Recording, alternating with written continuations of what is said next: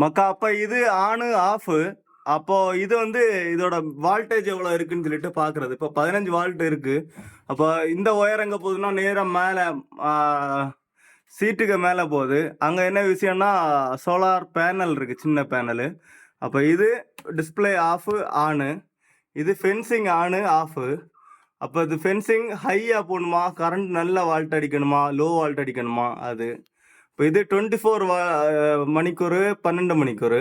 இப்போ 24 மணிக்கூர் வச்சா காலையிலையும் நைட்டும் அடிக்கும். அப்போது 12 மணிக்கூர் வச்சா நைட்டு மட்டும் அடிக்கும். அப்போ இது பேட்ரி சார்ஜிங் லைட்டு பார்த்தீங்கன்னா தெரியுதா, சார்ஜிங் ஆன். பேட்ரி லோனா இது பற்றும். அப்போ இது கூட்டுறது எவ்வளோ கெப்பாசிட்டி அடிக்கணும்னு பார்த்தீங்களா. இப்போ பேக்கில் அடிச்சிட்டு இருக்கு பார்த்தீங்கன்னா தெரியுதா உங்களுக்கு.